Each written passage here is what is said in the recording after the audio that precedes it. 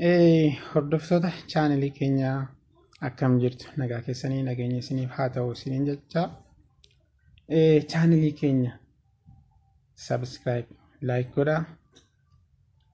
Warri miseensa keenya taatanis viidiyoo keenya daawwadhaa. Har'a kan waliin ilaallu waa'ee abdii kutachuu dhiisanii jireenya kana akkamittiin akka mo'achuu dandeenyu fakkeenya tokko fudhannee waliin ilaalla jechuudha. Jireenya keenya keessatti wantoota baay'ee nu mudachuu danda'a. Wantoota garaa garaa nu mudata.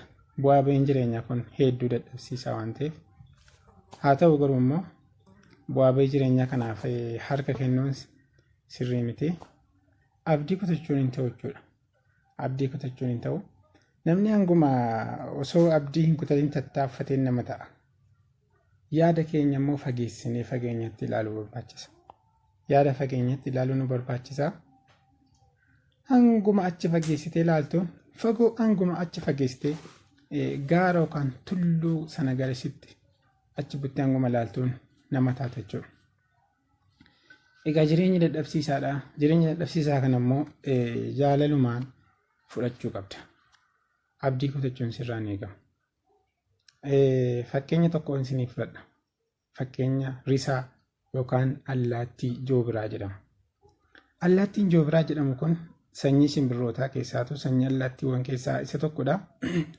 Innis allaattota umrii dheeraa jiraachuudhaan beekaman keessaa isa tokko. Qorattoonni tokko tokko akka jedhanitti waggaa 120 ol jiraata. Waggaa 120 jiraata. Sana ol jiraata warri jedhanis ni jiru. Haa ta'u garuu waggaa 120 kana jiraachuudhaaf akkuma kanaan tola kan argate miti. Akkasumaan tola hin jiraatu. Waggaa sana argachuudhaaf bu'aa ba'ii hedduu bu'aa ba'ii dadhabsiisaa inni keessa bahutu jira. Risaan yookaan allaattiin joobiraan kun umriin isaa gaafa waggaa 50 ga'u uruun isaa kan inni ittiin waa nyaatu suni hin dheerata. Akka malee dheerata. Dheeratee waa lafaa fuuchuuf dadhaba. Kochoon isaa kan inni ittiin baay'ee balali'u kun risaan allaattota jiran keessa ol fageenya hedduurra kan deemu isa jechuudha. Gaafa bokkaan roobu simbirroonni hundi gara mana isaaniitti fiigu. Risaan garuu bokkaa bira ol darbee jechuudha. Duumessaa ol darbee boroora bokkaadhaa olitti balali'a. Haa ta'u garuu qochoon isaa inni ittiin kan hunda balalisu ni dadhabu gaafa inni waggaa 50 ga'u. Qeensi isaa sun risaan qeensi isaa allaattota jiran keessaa qeensi isaa baay'ee jabaataadha. Ilmoo re'ee lafaa kaasuu danda'a jechuudha. Qeensi isaa sunis hin dadhaba. Kanaafuu risaan sa'aatii kanatti yeroo kana filannoo 2 qofa qaba jechuudha. Filannoon isaa inni tokkoffaan inni tokko du'a. Taa'ee du'a eeggachuudha jechuudha. Filannoon isaa inni biraa immoo adeemsa jijjiiramaati. Adeemsa jijjiiramaa bu'aa bahii dadhabbii hedduu of keessaa qabudha. Adeemsi jijjiiramaa kun akkamii yoo jennu tokko huruu isaa dheerate kana ofirraa cabsuudha jechuudha. Huruu isaa dheerate kana ofirraa cabsuu isa barbaachisa. Gatii kanaatiif risaan maal godharee adeemsi jijjiiramaa kana fudhachuun dirqamatti ta'a. Adeemsi jijjiiramaa isaa kun immoo ji'oota 5 yookaan guyyaa 150tti fudhata. Kanaafuu gara gaaraa yookaan tulluu gubbaa ba'eetu kochoo isaa ilkaan isaa kana mukatti tumee dhakaadhaan tumee wantoota garaa garaatiin tumee ofirraa buqqisa jechuudha. Ilaala osoo lubbuun jiru kana hunda jiraachuudhaaf jechuudha. Haaromuuf jecha kana hunda dabarsa jechuudha. Ofirraa tumee caccabsee utuma isa dhukkubuu jaalalaan fudhate jechuudha. Kochoota sana hunda isaa ofirraa caccabsaa. Qeensa isaa dadhaban sana ofirraa osuma dhukkubuu cakkanii jechuudha ofirraa caccabsee fixaa. Sana booda risaan yeroo kana godhu waa nyaachuu hin danda'u.